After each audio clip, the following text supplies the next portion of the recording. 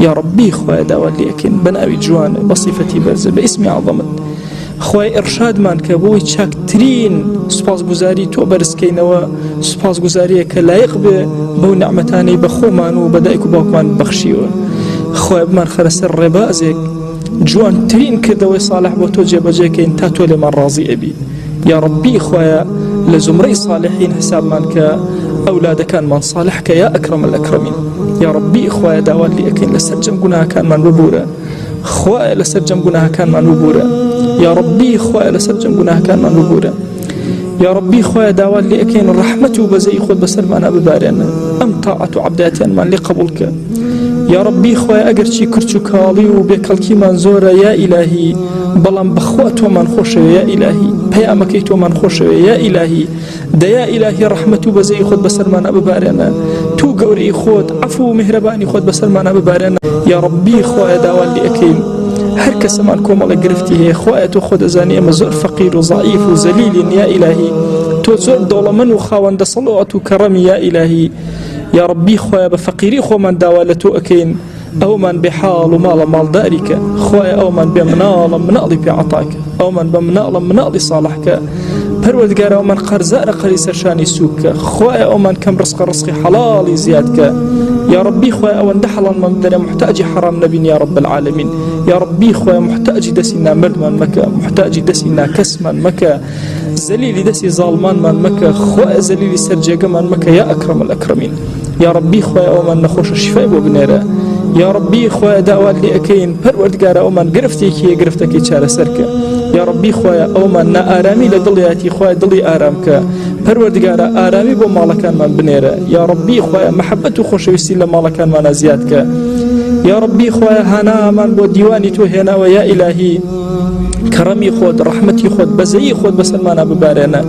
يا ربي خويا بركاتي أسمان وزي بسلمانا ببارنا بركة بخركات مانا ويا إلهي بركة بخر مألو من المانا ويا أكرم الأكرمين خويا بركة بخرنا وبازار كان مانا ويا رب العالمين يا ربي خويا بركة بسر زرعات وزي وزار مانا ببارنا يا إلهي داوال لي أكين بيرا كان من برآوك كان يا وكان من هلقلاوك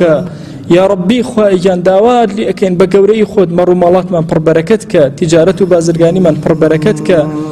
يا ربي خويا داواد لي أكين بقوري خود برحمتي خود بكرمي خود خويا بركة بسر أمشار ولات ونجتمانا مانا ببارنا بركة بسر أمتي بغمري خواه صلى الله عليه وآله وسلم ببارنا يا ربي پروردگاراتو خود أزانيك قرصانا كان من إسهر همو مردو كان من همو تشاوري دعائك أمن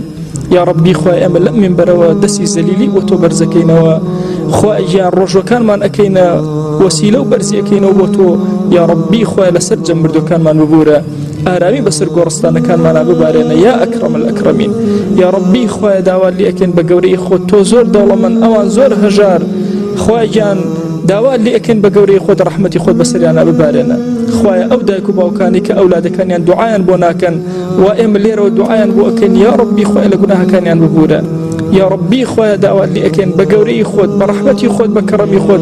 بزي بسر قرستاني هم مسلمانانا ببارنا يا ربي خويا لقناهي أمتي في غمري خواه صلى الله عليه وسلم ببورا يا ربي خويا لجرسي بري الله رسول الله حشر مالك بشوين كوتي أو قبول مالك بر شفاعتي أو من خيا أكرم الأكرمين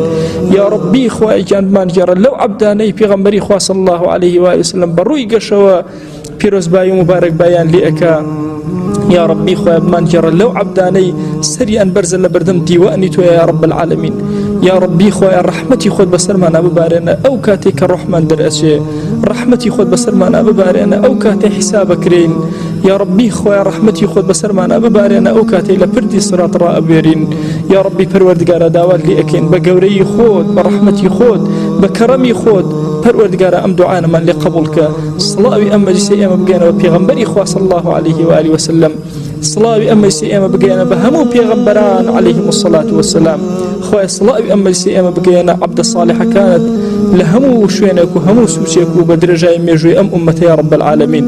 يا ربي خواه داوال لي أكين أما زمان من كل الدعايا بزماني بيغمبر يأن صلى الله عليه وآله وسلم دعاءكين خواه أو خوشوي السمان لهمو عمريا هرچاكي كي داوالي كردوي ئێمەش گوناهباریش داوات لێ ئەەکەین خۆی پێمان عەتا بکە خوای ئەو خۆشەویستەمان لە هەموو عمریا پەنای پێگرتووی لە هەر خراپەیە ئێمەی گوناهباریش پەنات پێ ئەگرین خۆی پەنامان بدە یا رب العالمین آمین آمین والحمد